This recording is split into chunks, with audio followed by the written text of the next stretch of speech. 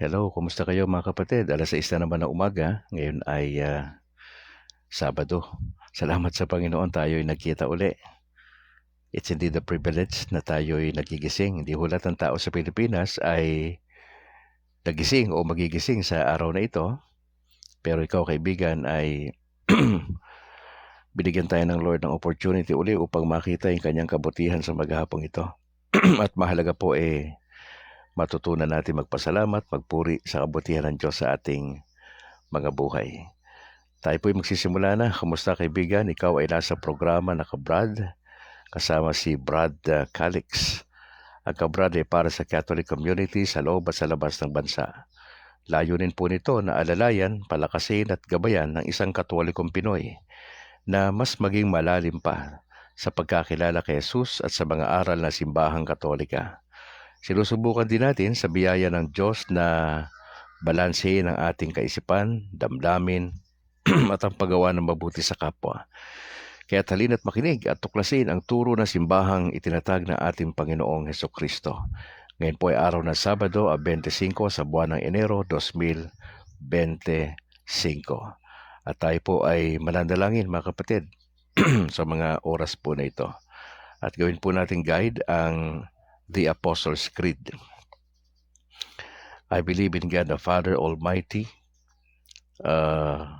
Creator of heaven and earth, and in Jesus Christ, His only Son, our Lord, who was conceived by the Holy Spirit, born of the Virgin Mary, suffered under Pontius Pilate, was crucified, died and was buried. He descended into hell. On the third day He rose again from the dead. He ascended into heaven and is seated at the right hand of God the Father Almighty.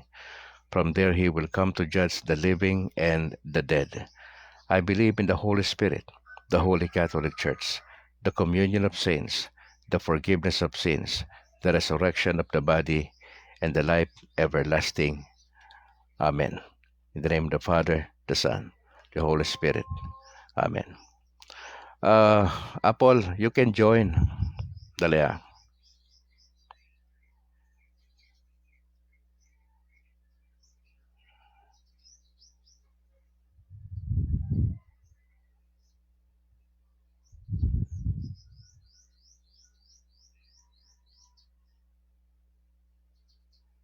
Dali po mga kapatid ha.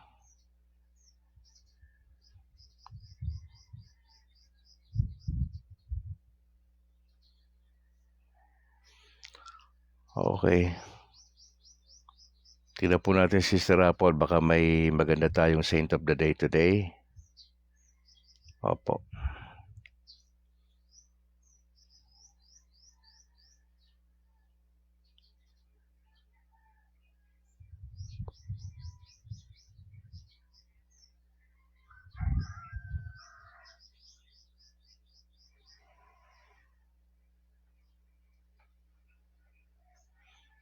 Okay, medyo nagkaroon tayo ng problema dito ng konti mga kapatid.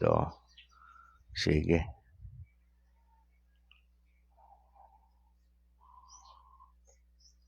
Sige mga kapatid. Maraming salamat po for joining sa ating broadcast today. Would like to thank you mga kapatid sa inyong patuloy na pananalangin para sa ating broadcast. Alam ko po na mahirap magising talaga sa mga gantong pagkakataon.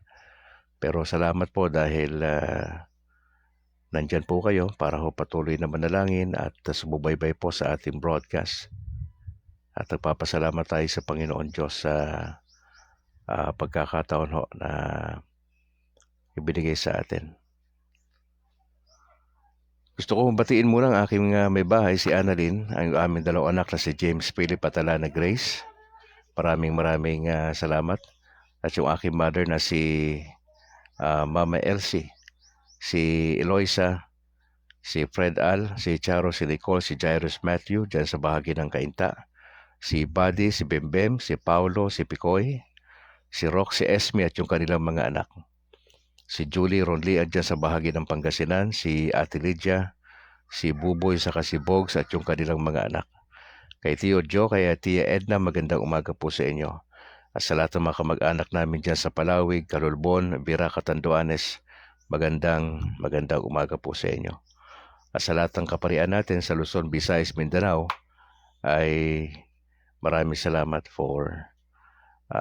sa pag-iingat ng Panginoon Diyos sa kanila.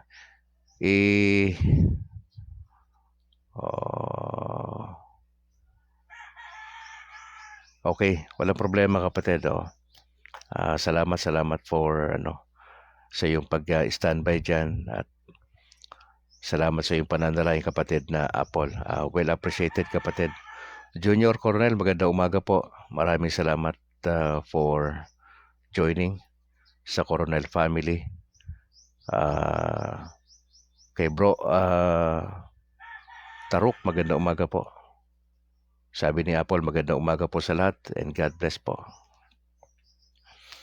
Okay.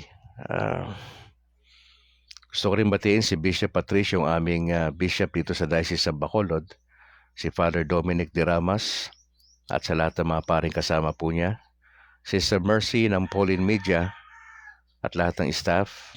Good morning po. Si Very Reverend Father Luan Torrefranca po na San Juan Nepomuceno. Magandang umaga po. Parish Church sa Sumag. At yung kanyang kasama na pare na si Reverend Father Robert Nobles. Bobby Taruk, magandang umaga bro. Good morning po sa ating lahat ng sabi niya. At yung aming dalawang seminarya na si Simon sa si Kent. Magandang umaga sa inyo mga kapatid. Sister Malu ng PPC at lahat ng mga officers. At si Bro Bernardo Apoyon. Maraming salamat. Si Reverend Father Darwin Gitgano at lang buong tropa ng Punto por Punto. Magandang umaga. Si Bro Wendell Talibong, si Jando, si Romel Palma, at si Kenneth Bustamante ho. Mga mahuhusay po yan na pinaglalaban ng katuruan ng Simbahang Katolika. Maraming salamat po. Sa buong tropa ng CFD, magandang umaga po. Sa Diocese, even sa National, magandang umaga po. Letty Auza, magandang umaga po Brad, sa pamilya mo. God bless po. Salamat Ate Letty ha. Salamat for joining. Reverend Father Brendan Ray Gamala, Spiritual Advisor po ng CFD, magandang umaga. Si Reverend Father Hubert Abellana ng St. Therese of the Child Jesus, Quasay Parish, Barangay 35. Si Doc Reentila at sa buong pamilya, magandang umaga po. Si Christian Paul Gailan, ang aming presidente. Harvey Angki, ang vice president. George Skiles, ang secretary. JB Akman, treasurer. Kasama dyan si Apple, si Al Manilla. Sa Granada ho, si Herald Deloso, Pepito Barbon, James Essentialis, Rod Rex, at si Bro Mailom. Elizabeth Baknat, magandang umaga po. Maayong buntag sir, sabi niya. Salamat Elizabeth Baknat. God bless po. At kay Thea Marie Pescador, Marjorie Batayen Agtoto, magandang umaga po. Ito yung mga teachers po ito. Nakasama namin sa CFD. Ganoon din kay Buds, dyan sa Legazpi Albay, magandang umaga. Shout out daw sa kanyang pare na si Father Totoy. Sa buong tropa po ng Binalbagan Servants of the Divine Mercy, kay Bro Chubby Martin and Bro Boots Uy, good morning. Kay Bro Pabs Gonzales, Jan Englis, salamat po. All for Jesus Life Ministry, si Bro Johnny Bigay, Willie Canseco, Joseph Benedicto. Sa PESMA Plus sa Israel, magandang umaga po mga kapatid. God bless. Maraming salamat po sa inyong patuloy na pananalangin po at pag-suporta sa ating broadcast. Juliet Bukaw Apayor, magandang umaga Juliet. God bless sa Apayor family. Kay Bro Romel Jerry Natalio, magandang umaga po. Sa Latin Rosaries Missionaries, good morning po. At sa lahat ng mga sharers po natin ng ating videos, maraming salamat mga kapatid. Alam ko na yung ginagawa nyo na yan ay para sa Panginoon Diyos. Pangalawa, para sa expansion po ng Kabrad community or network. Gusto ko lang din i-acknowledge ang mga overseas natin na nakikinig sa atin. Si Bro Sosimo Inojo Jr. dyan sa Ireland. Angel C. Amoma sa Japan, salamat. Alex Dugang dyan sa Columbus, Ohio sa USA. Elinita Billete dyan sa Greece. Rosa Tadeo, Hong Kong. Roberto Galang ng Rome, Italy. Kay Ta Arnel Jawod Segosyo dyan sa Malaysia. Usting Fabon Robines Umpad, Silisi, Italy. Romel Parado ng Perugia, Italy. Arturo Pagarpata ng Ghana, Africa. Rego Perocho ng Kuwait, Alan Janeta ng Hungary, James Walter Hibanada, Tapik.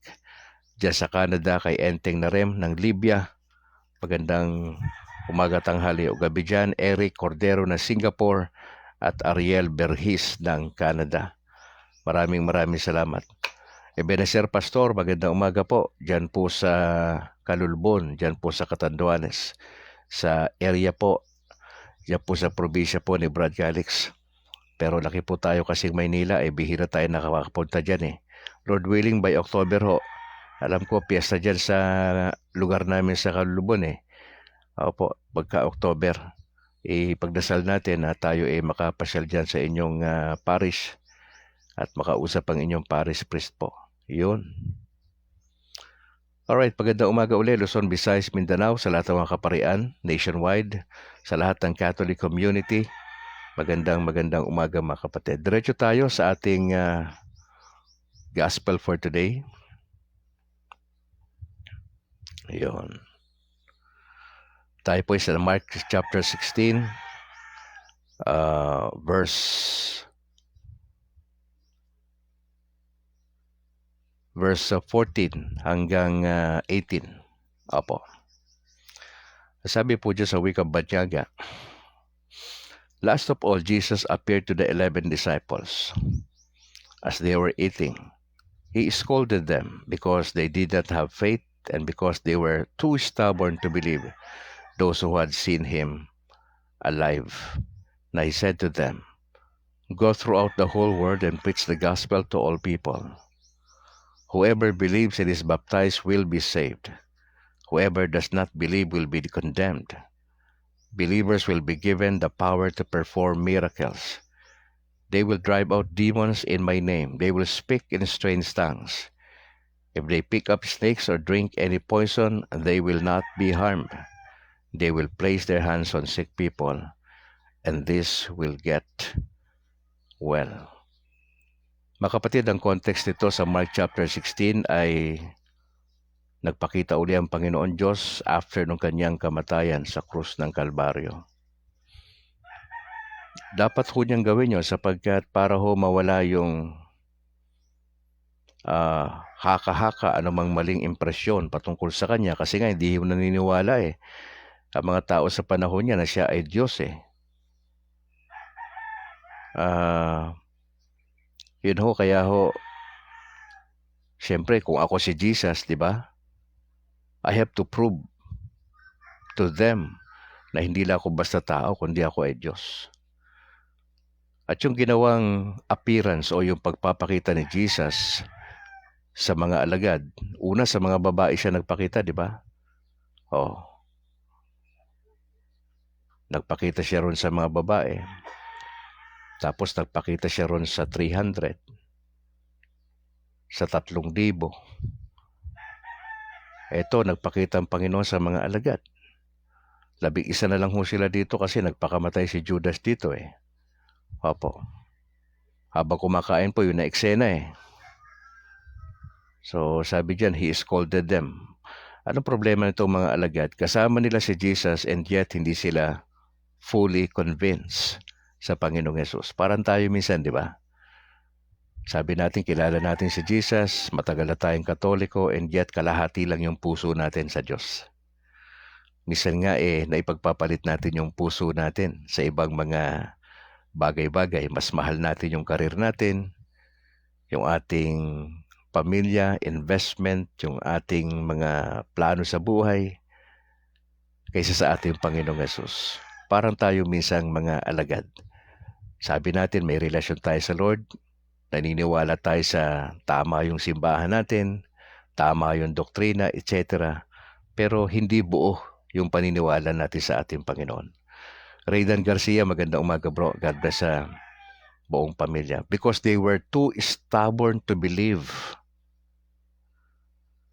Imagine mo mga kapatid, nung hinuli si Jesus doon sa Getsemane po. Matapos siya magdasal, nagpuntahan yung mga sundalo doon. Anong ginawa ho ng mga disciples? Nagtakbuhan sila. kumaripas sila ng takbo kasi ayaw nilang madamay.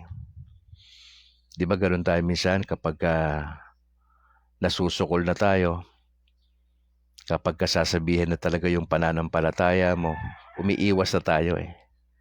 Pagka kay Jesus na pag-uusapan, yung pagiging Katoliko mo na yung ma-expose sa kung saan ka man nagtatrabaho, sa mga friends mo kapag tatanungin ka na, bakit ka nga ba Katoliko? Ano ba yung pinaniniwalaan nyo? Yung mga Katolikong ignorante, sasabihin nila, ay Brad, change topic na lang tayo. Pag-usapan na lang natin yung baka magkabalikan pa tong si Catherine Bernardo saka sino nga ba yon? Di ako masyado updated eh. Yung ganun eh. Kumakambyo tayo eh. Ay Brad, pag-usapan na lang natin yung politics.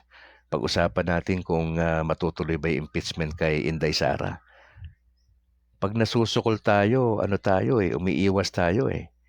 Oo, dito sa eksena na to habang kumakain, nung nagpakita ang Panginoon Diyos sa kanila, wala lang, parang lang sila. Normal sa normal na buhay. Para siguro habang kumakain sila, nagpakita ang Lord. Nakaganon siguro yung iba eh.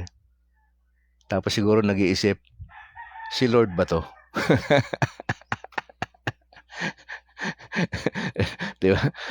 Siguro kung ako si Lord baka pinagkukutusan ko na yun dito. Anong pinagsasabi nyo? Kasama nyo ako 3 taon tayo nagsama-sama, tapos sasabihin mo, ikaw ba yan? Ay nako, ito yung nakakatawa eksena rito mga kapatid Kaya tuwan-tuwa ako kapag may mga ganitong kwento sa Biblia. Kasi lagi ko inilalagay yung sarili ko dun sa eksena Opo. Baka isa po kayo doon sa mga disciples na habang kumakain po nang nagpakita ang Panginoon Diyos baka yung iba, baka bigla na bigla. Baka natapon yung kinakain nilang tinapay doon, hindi makapaniwala. Medyo sa context natin, sabihin natin, asar si Jesus sa mga alagad kasi nga, wala hindi buo yung paniniwala nila sa Lord They were too stubborn. Pag sinabing stubborn, matigas ito They were too stubborn to believe who had seen Him alive. Pero sa kabila nito mga kapatid, ang maganda sa Panginoon, hindi tinignan ni Lord yung kahinaan ng mga disciples, yung 11. Actually, lahat sila may mga weaknesses Pero maganda, may mga strengths din sila mga kapatid. Now, sa verse 50 na sabi po dyan, He said to them, do sa 11, Go throughout the whole world and preach the gospel to all people. Mga kapatid, ito'y sinabi direkta ni Jesus sa 11. Ang inutusan dito, primarily, pangunahin ang mga alagad na naiwan, yung 11. Ano po yung utos? Ang sabi ng Panginoon, go throughout the whole world. Yung go, it's a command. It's a verb. Hindi po siya suggestion. Yun po ay utos. Sino inutusan? Yung mga alagad. Ano pinagagawa sa mga alagad? You go throughout the whole world. Now, sa context nito, yung whole world dyan, yung buong Roman Empire. Kaya nga yung gospel ay nakarating sa Roman Empire. Si Apostle Peter ay nag-concentrate bilang missionary do sa mga Hudyo, while si Apostle Paul ay nag-minister doon sa mga Gentiles. Kaya nakarating sa Pilipinas yung ebanghelyo ng ating Panginoon Diyos. Importante yung mag-go tayo, mga kapatid. Sa panahon natin ngayon, ang aagaw ng attention mo para hindi mo puntahan yung kamag-anak mo, kaibigan, kaklase mo, katropa mo, yung sarili mo. Sabihin mo, ay, Brad, busy ako, Brad Brad Calix, busy ako. Ay, ako, trabaho, saka, alam mo, umiikot ako sa buong bansa ang daming investor kasi. Yun ang isa sa mga pipigil sa'yo para hindi ka makapunta. Pangalawa, alibay.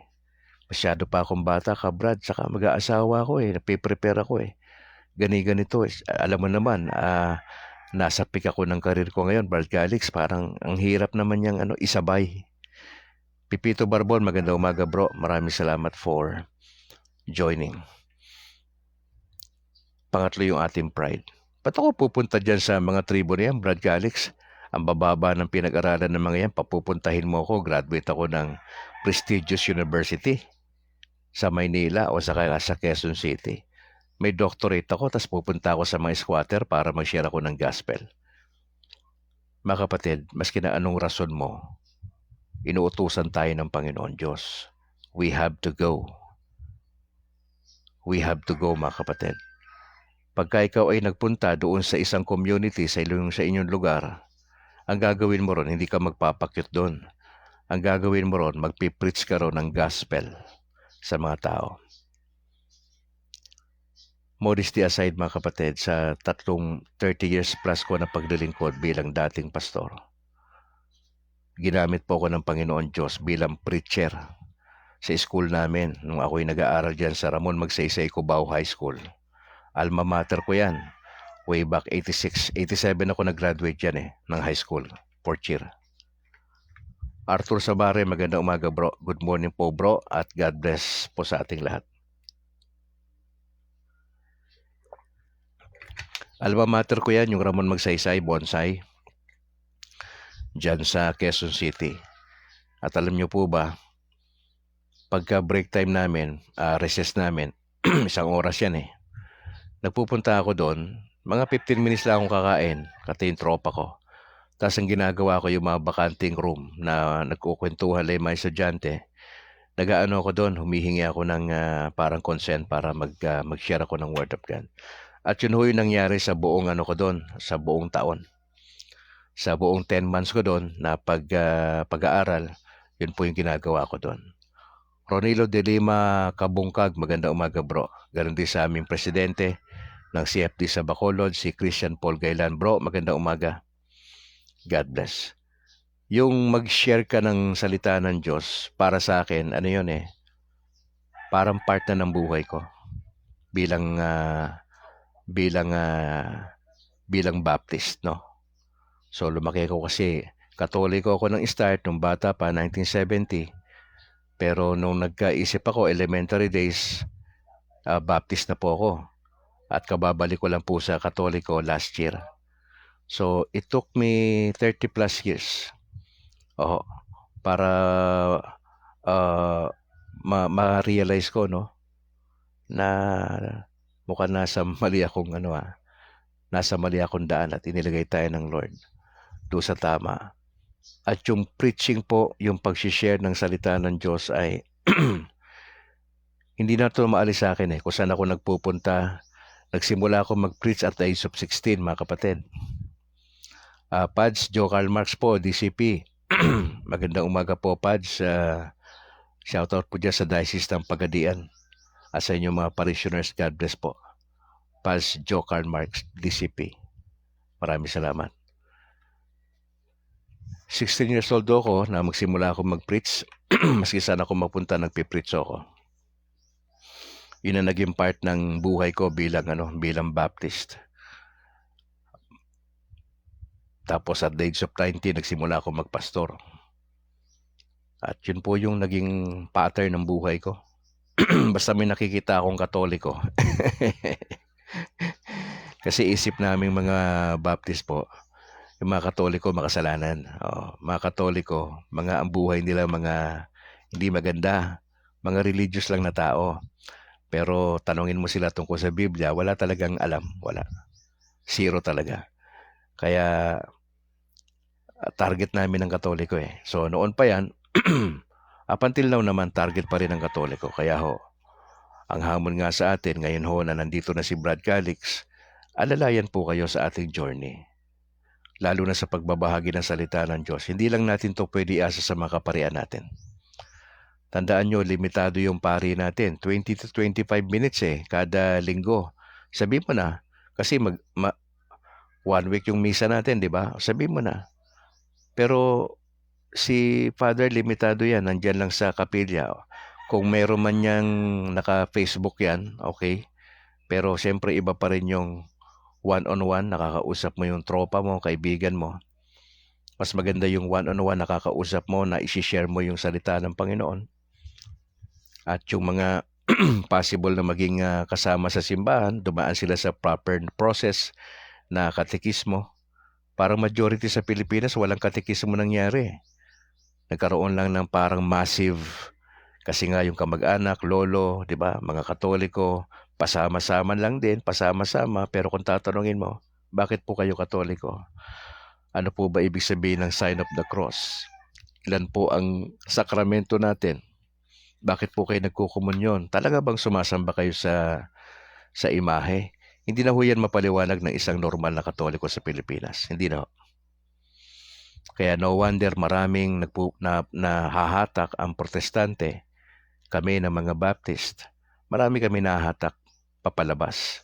Mula sa loob, papalabas po yan. At salamat na lang sa Panginoon sapagkat sa mga katulad ho natin, ng mga dating pastor na na-enlighten tayo ng Panginoon Diyos, nakita natin yung liwanag, salamat lang kasi nga, eto naman, may mga audience na kasi kami dati pa, may mga audience na kami. Kaya lang, siyempre, medyo mahirap kay Brad Calix yung transition, ika nga, from Baptist to Catholic. Kasi mahirap tanggalin lahat dun sa sistema ko yung theology. Okay, kaya nga ho, nagsusumikap tayo, nag-aaral, nagtatanong-tanong, patuloy na nagre-research para ho madala sa inyo ang salita ho ng ating Panginoon Diyos. Sabi ni Father, salamat po Brad Calix sa pagbabahagi ng banal na salita ng Diyos sa iyong bagong ministry. Opo, Pad, salamat po sa inyo sa inyong pagdadasal. At sana nga ho, Lord willing, makapunta ako dyan sa Pagadian sa inyong sa kalooban ng Panginoon Diyos. Para ho ma-encourage natin yung mga parishioners dyan po sa inyong lugar, Pads. Opo. Pag-pray po natin, Lord willing, baka this year mapunta tayo ng Pagadian. Hindi natin alam, ha? Kung papahintulot ng Lord yan, Pads, di ba? O di makikita ko na kayo in person, saka makakapagkapi-kapi tayo, di ba? Ayos. Natutuwa ko, Lok, may mga kaibigan tayong pare, no? Noon pa naman kasi, nung ako'y pastor pa, dyan sa Santo Domingo, kalaban namin ng basketball dyan, mga pare, mga pastor yan, tapos mga pare, nagbabasketball kami, Santo Domingo Church, Pads, oo, basketball kami yan. Talagang pagka sumasablay yung mga pare, pag tumitira sila na sumasablay, napapamura din eh. Siyempre kami din, hindi namin matanggap na tatauhan kami kasi matatangkad yung mga pare eh. Matatangkad eh, yung iba eh. Oh, pag kami rin hindi nakakashoot na nakakapagsalita din kami lang. Ano lang yan parang side note lang. Kasi yung kabataan natin, nung malakas-lakas pa tayo, nakikipaglaro tayo sa mga pari basketball Santo Domingo eh. Okay naman ako. Dati naman akong okay sa mga pare. Hindi naman tayo ganun kabagsik na wala tayong paki sa kanila. Opo. Alright. Yun po yung sinasabi natin dito, yung preach the gospel to all people. We were commanded. Hindi lang ito iniutos primarily sa mga disciples ng Panginoon Diyos, na eventually sila yung mga naging bishops. Sa panahon natin, ito ay hindi lang sa bishops. Ito ay para sa lahat ng Katoliko na mga legit. Ibig sabihin ng legit na Katoliko, talagang dumaan sa proper process na binyagan sila.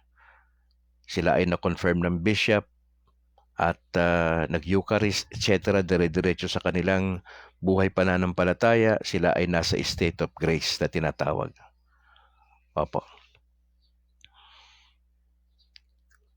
At ang sabi po doon, whoever believes and is baptized will be saved. Noong ako'y pastor pa, hindi ko kami naniniwala dyan na kailangan yung baptism para maligtas. Kalokohan po yan. Noong ako'y pastor pa. Mahirap po lunukin yan. Opo, mahirap po lunukin yan na ang baptism part ng salvation. Pero sa 4 na taon ko na pag-aaral, ay unti-unti ko na-realize na laging kasama yung baptism sa pananampalataya. Para bang faith plus good works. Laging may good works. Inseparable yung good works sa faith eh. Ganon din pagdating sa kaligtasan, yung baptism, yung sacrament of baptism, yung binyag, part ng salvation yun. Maliwanag naman ang salita ng Diyos kaya lang hindi ho namin tinatanggap yan ng mga Baptist. Kami, Bible alone. Mahilig kami sa alone Scripture alone, faith alone. Doon lang kami, doon kami umikot ang buhay namin sa pangangaral. Kaya nung dating pastor pa ako, gigil na gigil din ako sa mga Katoliko kasi dahil sinisiksik pa nila yung good works, sinisiksik pa nila yung mga baptism na yan na wala namang kinalaman sa kaligtasan. Sabi ko dati. Pero sa ating pag-aaral ng salita ng Diyos, I was convinced na ito ay bahagi ng kaligtasan. Yung baptism. Hindi lang ho pananampalataya.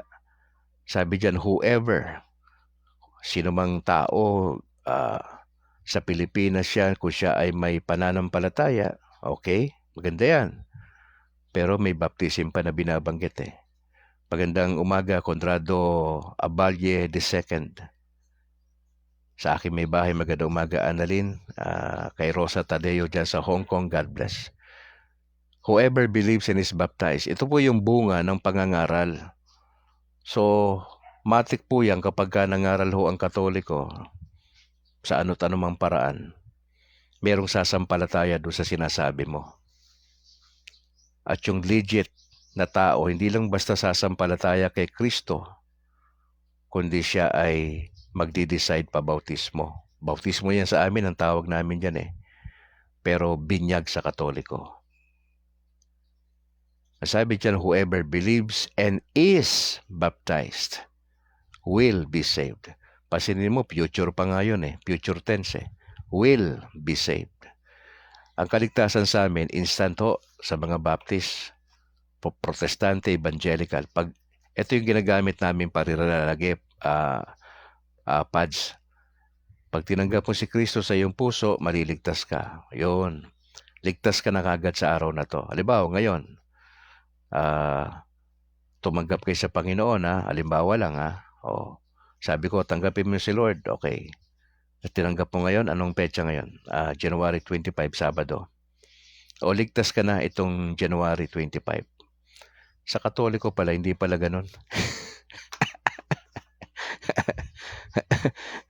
Sa Katoliko, process ang kaligtasan. Di ba? Yun ang kaibahan natin Sa amin, on the spot, pwede mong maklaim na ligtas ka na. Ang nakakatakot doon, gagawa ka ng kalokohan, total ligtas ka na May assurance of salvation ka kasi.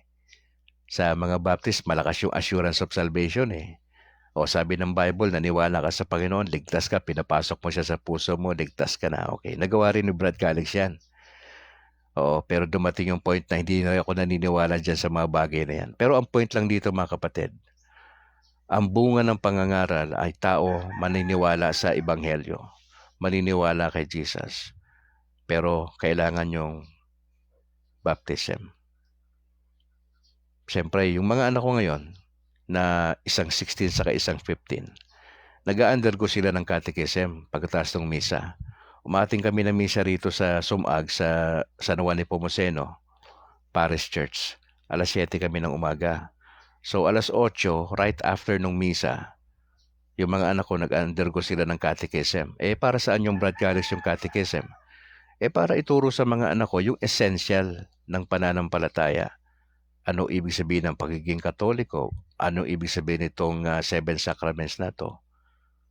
Ano yun napaka-importante yun Para bago sila mabinyagan, okay, alam nila yung pinapasok nila. Yun ang kulang sa atin.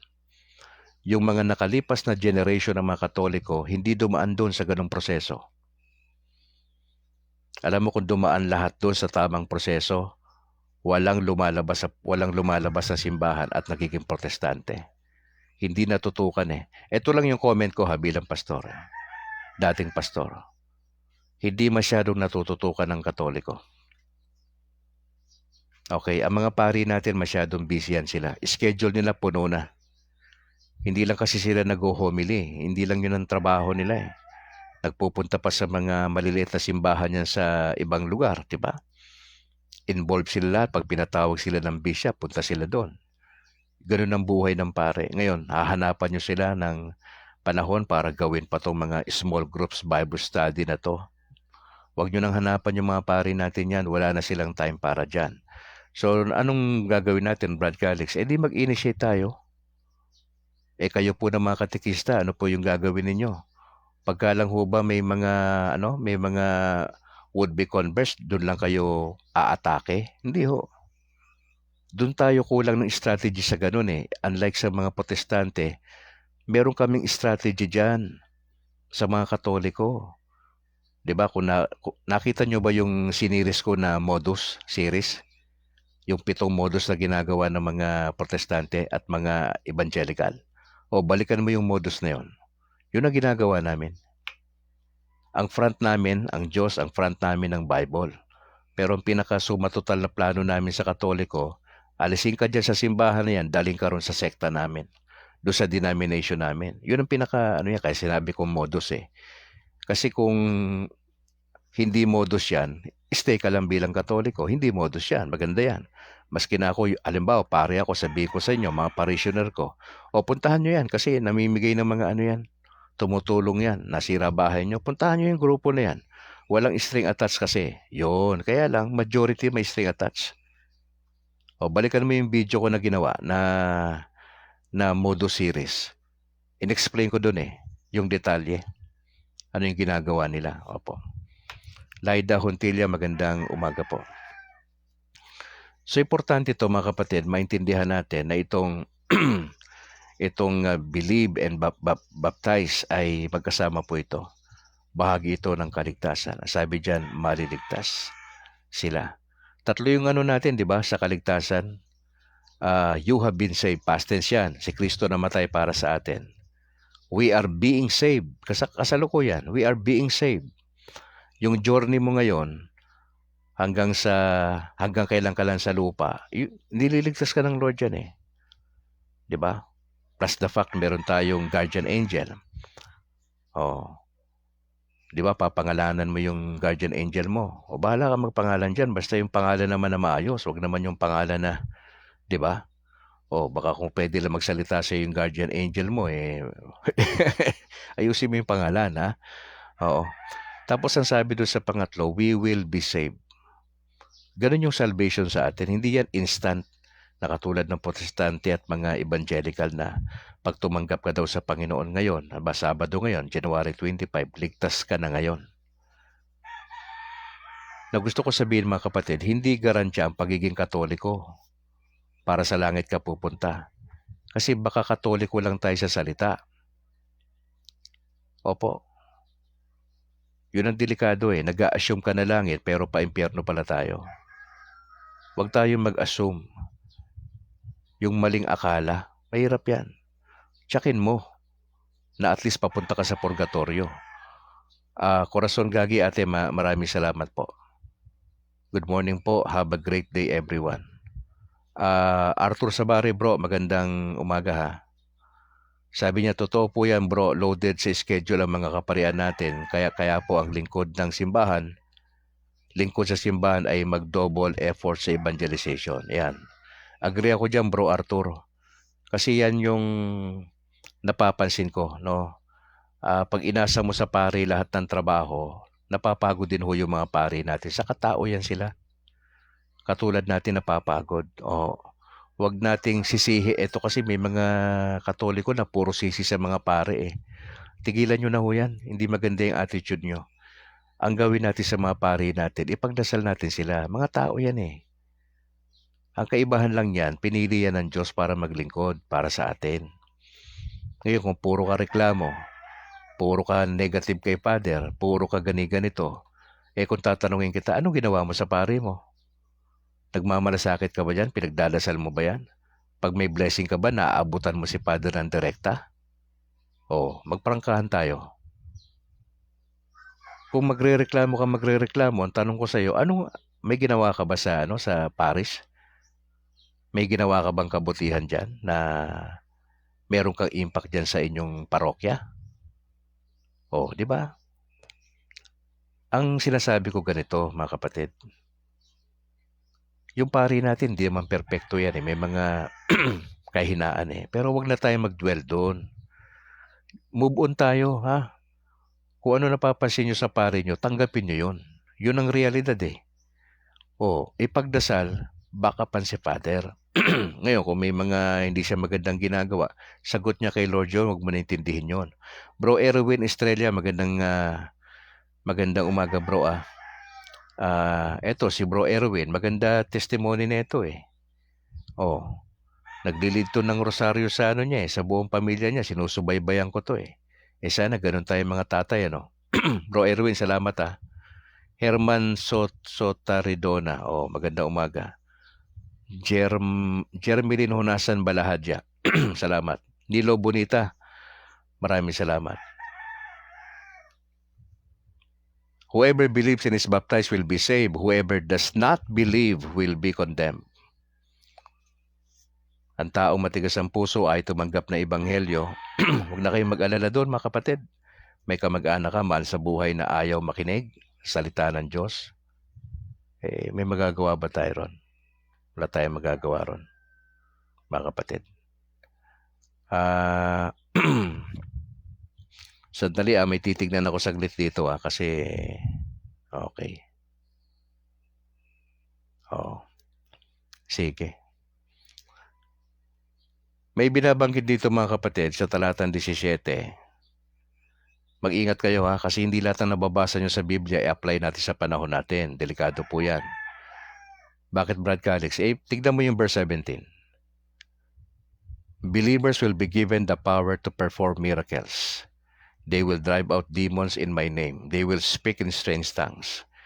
If they pick up snakes and drink any poison, they will not be harmed. They will place their hands on sick people and this will get well. Ginagamit ito ng mga grupo na nagsasabing born again sila sa kada pag-share nila ng gospel o massive evangelism kung tawagin, present ito. May mga healing. Well, sa Katoliko may healing din naman tayo, di ba? May charismatic tayo na grupo at aware po ako dyan. May El Shaddai tayo, tama? Pero yung binabanggit ko rito mga kapatid, delikado ito sa isang banda. Kasi pwede mag-perform ang sinumang nagkiklaim na Kristiyano po, magda-drive out ng demons. Ang tanong, gaano ka-legit yun?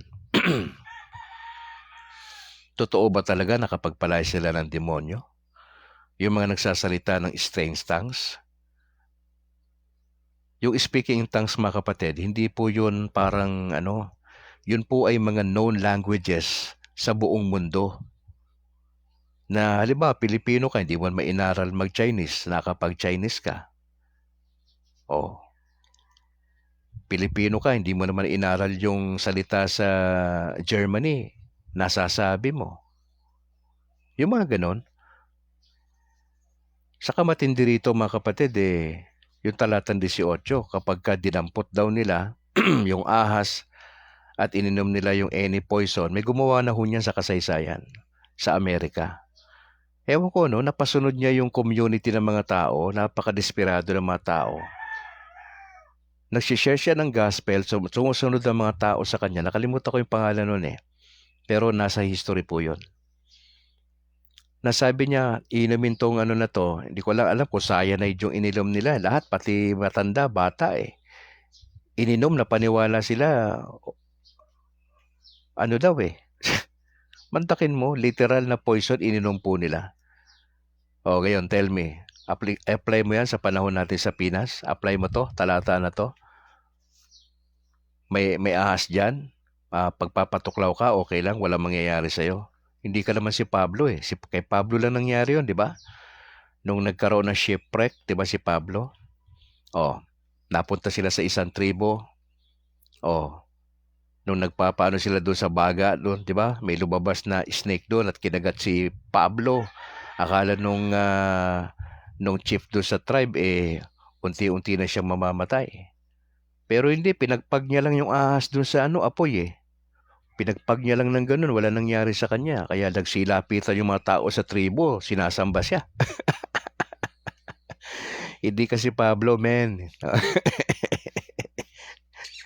Tapos na yung karir ni Pablo. Sinasabi ko sa inyo mag-ingat kayong kakabasa nyo ng Biblia. Brad Calix, nakita ko sa Biblia. Ito, dapat to apply natin. Mali po. Huwag ganun. Kami nga ho, mga pastor kami, nag-aral kami ng theology, paano mag-exegete ng tayo salita ng Panginoon Diyos eh. Oo, nakalagay sa Bible yan, pero ang tanong, apply mo ba yan sa panahon natin? Mag-ingat ka.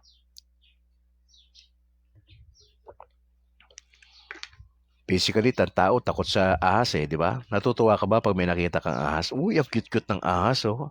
Nilalaro-laro mo ba yung ahas pag nakita ka ng ahas? Walang ganon. Aalis ka. Di ba? Sabi ni Pads, patay sila Brad Callis dahil wrong interpretation. Tama po, Pads eh. Kaya nga sa ating mga Katoliko, delikado yan. Kung ikaw ay layman, hindi ka basta-basta nag-i-interpret. Kasi tapos na interpretation eh. May magisterium eh, tama? Sa aming mga Baptist, wala kaming magisterium. Tinuruan kami sa tinuruan kami sa Bible school, sa Bible college, seminary. Ang mga nagturo sa amin, mga Amerikano, etc., yung natutunan nila doon sa paaralan ng Biblia. May guidelines kami ng hermeneutics. Alam ni Brad Callis lahat yan eh, pasikot-sikot na hermeneutics. Madugo yan eh.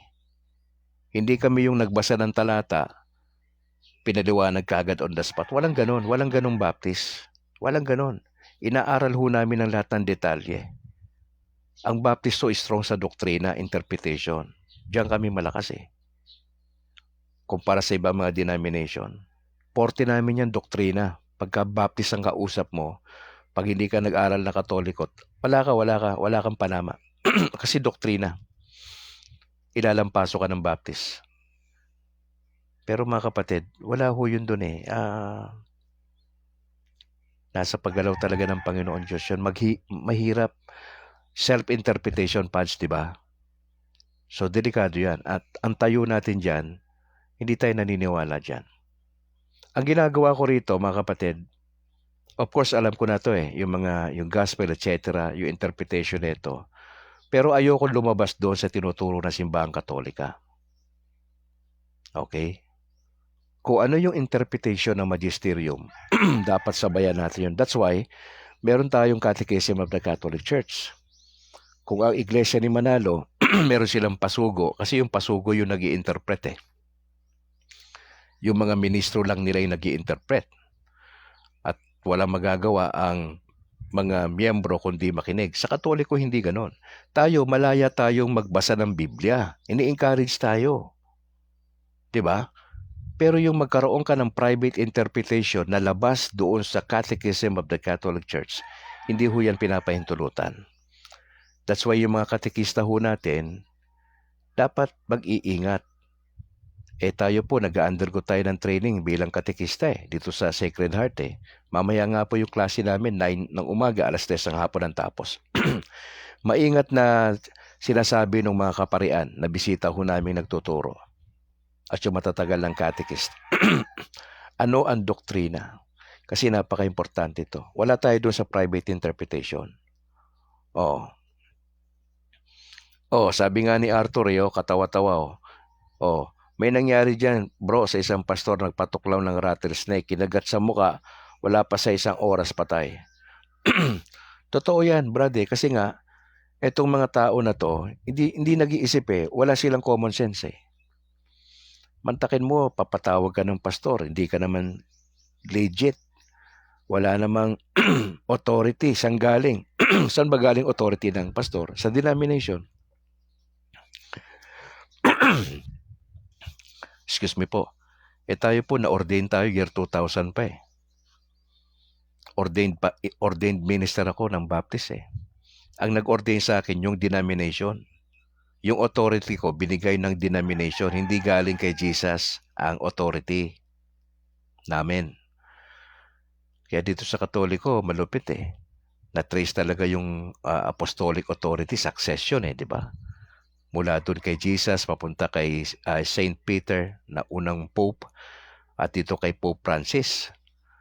Talagang delegated yung authority. Kami, wala kaming ganun. Ang authority namin sa denomination. Ordinaryong Katoliko. Magandang umaga po, God bless. Ganun din kay Maya Rodriguez Acohedo.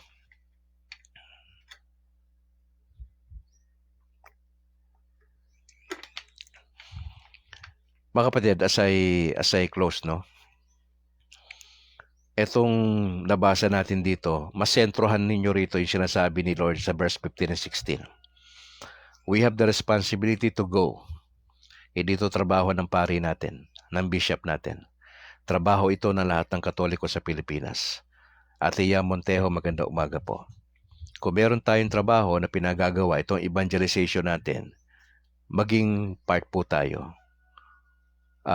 Kapatid na Catalonia, magandang umaga po. Salamat for joining. Maging involved tayo sa evangelization. Sinasabi ko sa inyo, be part ng CFD kung meron kayo dyan sa lugar nyo.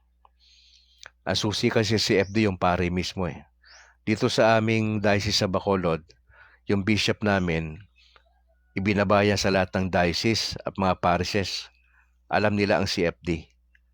So, ang ipanalangin natin na itong mga kaparian natin would also embrace yung gustong mangyari ng CFD. Hindi ho kami nakikipag-compete sa ibang klaseng apostolate. Hindi ho. Matagal naman niya ang CFD. Ngayon lang naman talaga na-revive uli.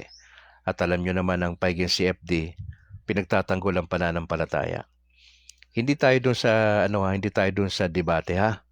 Si Brad Calix bagamat member tayo ng CFD, hindi ako sa debate. I'll go for discussion, I'll go for dialogue rather than debate. Kasi sa akin kasi yun parang yabang lang yun eh. O lilipat sila ng Katoliko dahil sa debate, mababaw yun na rason. Hindi talaga nila inaral yung doktrina. Napahiya lang sila kaya sila nag-join sa Katoliko. 'Di ba? Yun ang sa akin hindi yun mababaw na yun eh. Mas maganda nag-research ka sa turo ng simbahan. Kumbinsido ka, inaral mo. Pinakinggan mo yung sinasabi ng mga pare. Inaral mo talaga. At least 1 year. Kasi hindi mo yan maintindihan lahat. Ako nga, 4 na taon ko inaral to bago ko nagdesisyon eh. Hindi ko naman lahat pa na-absorb lahat eh. Walang ganun eh. Kasi proseso eh. Ginagamit mo yung utak mo, nagre-research ka, yun ang tunay na conversion. Hindi yung ano pa mang mga bagay-bagay. Now, kung nagpakita sa kanila si Mama Mary, hindi ko naman pwedeng questionin yon. Pero ang point, liban doon sa experience na yon, dapat alam mo yung history, nabasa mo ang Church Fathers, nakinig ka rito sa mga converted na mga pastors from different denominations. Maganda po yun. Yer Notarte, maganda umaga bro. Kay Bro Edward Mulikin Jr., God bless po. Mga kapatid, mag-stay tayo as Catholic. Hindi natin kailangan pa na lumipat, no? Ako na mismo nagsasabi sa inyo, you stay as Catholic, let us all strive to being good and godly Catholic, no? Okay na tayo sa good eh. Ang medyo trabahuhin natin, yung godly Catholic. Pag sinabi kong godly Catholic, ang context niyan, you fear Jesus. You abhor sin. Ayaw mo talaga sa kasalanan. You fear Jesus. Ayaw mo dun sa kasalanan. You are living a holy life. Hindi mo sinasaktan ang asawa mo. Hindi mo minamaltrato yung mga katulong nyo kung mayamang at tao. Patas ka doon sa mga trabahabante mo. May negosyo ka ba? Entrepreneur ka ba? Negosyante ka ba? May mga tao ka under you? Ang legit na Katoliko, hindi lang yan religious. Iba yung religious. Iba yung mga legit na Katoliko. Ito yung may mga takot sa Panginoon. Patas to sa kanyang kapwa. Magpasweldo ka ng tama. Lagyan mo yan ng SS yung mga tao mo. May PhilHealth yan. Yan ang matinong Katoliko. Kung meron kang negosyo, lumabang ka ng parehas. Hindi yung papa-overtimein mo yung mga tao mo, tapos yung sweldo parehas lang din. Wala kang dinadagdag. Mali yan. Hindi ka legit na Katoliko. Ang tunay na Katoliko may takot sa Panginoon Diyos. Yun yung gusto nating i-push. Okay, hindi nagkamali si Jesus na inilagay tayo rito sa simbahan niya para magpakyut sa inyo. Hindi ko trabaho magpakyut eh. Hindi na. Ang trabaho ko dito, i-encourage tayo, pare-pares tayo, mabuhay tayo ng may kabanalan. Yun ang kulang sa Katoliko eh. Mabuhay ng may kabanalan. Maayos na buhay. Para yung mga basher mo, maniniwala yan sa'yo, uy, mukhang iba na tong kumpare ko ah. Dati-dati nagbababad sa casino to ah. Dati-dati, ang daming partner nito, multiple ang partner nito. Maraming kalibin to sa iba't ibang lugar. Doon tayo napupulaan eh. Now, come to think of it. Huwag mong isiping na binyagan ka, diretso ka sa langit. Walang ganun. You have to prove dito sa lupa yung genuineness natin, mga kapatid. Talaga ba si Jesus yung sinasamba mo? May pakialam ka ba talaga sa Word of God? Part ka ba ng evangelization? O pasimba-simba ka lang? Hindi yung pasimba-simba yung pinag-uusapan dito eh. Nagtitake ka ng communion. Hindi pa pala kayo kasal. Complicated pala yung relationship kung nasasangkutan. Tapos sabihin mo, Katoliko ka, papunta ka sa langit? I don't think so.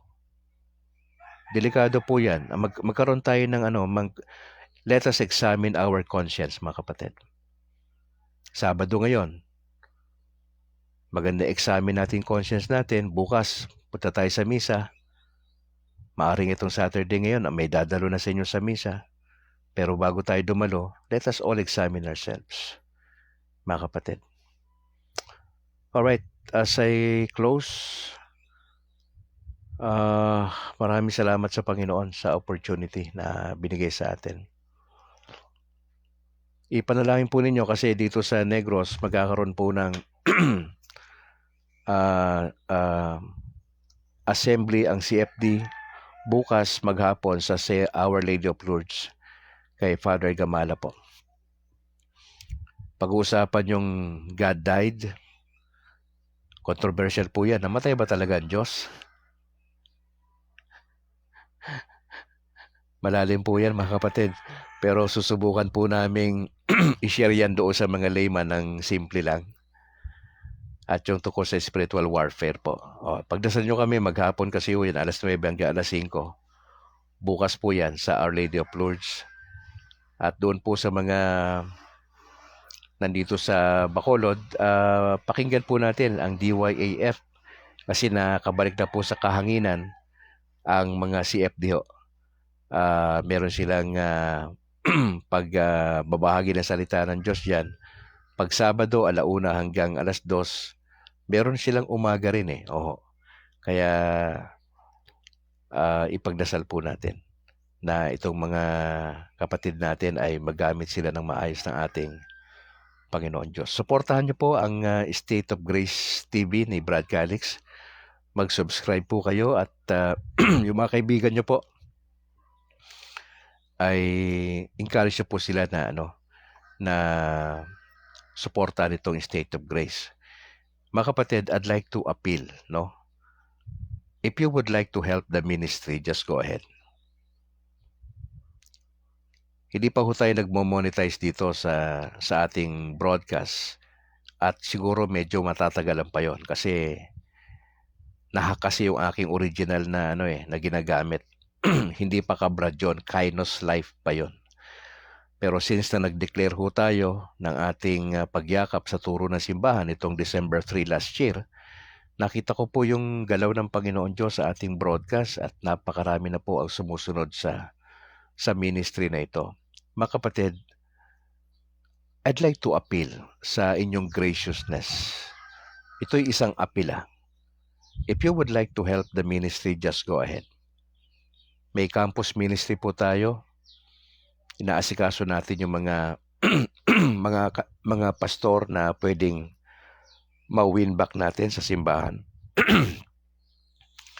May mga visitation tayo sa community, Bible sharing, at marami pa hong iba. Hindi magagawa ni Brad Calix yan kung wala tayong pamasahe. I-invite tayo sa isang lugar, kailangan natin may pamasahe tayo papunta ron. Ang sinasabi ko lang po, doon sa mga nagtatanong paano makatulong, nakalagay na po dyan sa ating screen kung saan nyo dadalhin ang inyong tulong. O di kaya kung gusto nyong kausapin si Brad Calix, maari naman po. Transparent tayo dyan patungkol sa pagtulong ninyo. Paki-indicate lang ho kung saan papunta. Yan ba ay para sa campus ministry? Yan ba ay para sa converted pastors ba yan? Para ba saan yan? Sa gamit na nire-raise dyan dito sa ating studio? Marami tayong dapat pang bilhin dito sa studio natin na gamit. Kung gusto nyo mag-donate ng gamit, nako, mas maganda po yan. Para mas maganda yung ating pagbo-broadcast. Yung mga gamit sa pagbo-broadcast, kailangan din ho natin yon. Baka sa iba sa inyo magdo-donate, just let me know. Opo. Kasi para yan sa evangelization natin eh. Okay? Sa evangelization natin yan. Kaya ho, ito'y isang bukas na apila lang ho sa inyo, sa inyo na mga generous. Siyempre, unahin nyo muna yung simbahan nyo, siyempre. Ito aambunan nyo lang itong ministry natin dito. Ambunan nyo. Ang priority nyo yung parokya nyo ha. Ang priority nyo yung mga pari natin. Unahin natin yan. Tulungan natin si Father eh. Kailangan nila Father kasi yan. Kayo naman, allowance na sila Father eh. Isama nyo lang ito. Ha? Medyo iligay nyo lang sa listahan nyo. Ay, si Kabrad, ito. Yan. Bahala na po kayo dyan. Wala naman tayong ibinababa na memo sa inyo. Wala pong ganun. Ito'y isang apila sa inyong generosity. Ha? Samahan nyo po si Brad Calix kasi evangelization ang target natin at hindi ko to kayang gawin. Salamat po sa inyong pagpipray at sa inyong tulong pinansyal. Maski ano yan. Yung amount hindi na ho masyado yan eh. Yung act, yung pagkilos ninyo na tumulong sa maliit na paraan, maganda po yan mga kapatid. 7:01 na at maraming salamat sa Panginoon Diyos at tayo po ay mananalangin. In the name of the Father, the Son, the Holy Spirit. Ama, salamat po sa aming natalakay. We just pray, kumilos kami bilang mga Katoliko at to share the gospel. Kung may opportunity kami sa mga kamag-anak, kakilala, kaklase, kasama sa work. Lalo na sa mahal namin sa buhay. I'd like to pray for mga listeners ngayon. Makapaghanda kami sa aming conscience para bukas sa pagdalo sa misa. Pinagdarasal namin lahat ng mga pari ho namin sa kanilang preparations, sa kanilang homily. Lord, tulungan niyo ang mga pari namin na patuloy nilang magawa yung kanilang responsibility. Kami, pagdasal namin sila, encourage namin sila na magpatuloy sa gawain ng Panginoon and to support our priest financially kasi alam namin yung pagod eh. Alam namin yung sakripisyo po nila. At yun po yung mga mumunting bagay lang ho yun na pwede namin magawa para po sa kanila na ma-encourage namin sila na magpatuloy sa gawain ng Panginoon. Lord, we just want to commit to you maghapong ito. Nagdadasal kami ng inyong panguna, ng inyong gabay. At maraming salamat po kasi napakabuti niyon Diyos. Lord, thank you po. Thank you. Purihin po ang pangalan nyo sa umagang ito. Pinagdadasal namin si Pastor Noe Dora sa kanyang mga itinerary. Alam ko napaka-busy niya. Samahan niyo po siya yung mga converted pastors po nationwide. Magawa namin yung evangelization po para sa mga kapatiran at especially doon sa mga independent pastors nationwide na naghahanap talaga ng kaliwanagan na magsilbi kaming bridge para sa kanila na makatawid sila sa tunay na simbahan na itinatag ng Panginoong Yesus. Binibigay ho namin sa inyo ang mataas na papurit parangal Ama sa umagang ito. Panalangin nyo kami, Blessed Virgin Mary, sa mga oras na ito. We pray this in Jesus' name. Amen. In the name of the Father, the Son, the Holy Spirit. Amen. Pastor Arthur Damaso Esmalia, magandang umaga po kay Ate Jean. God bless mga church members po, Pastor Arthur Damaso. Rosa Tadeo, magandang umaga po. Salamat for joining.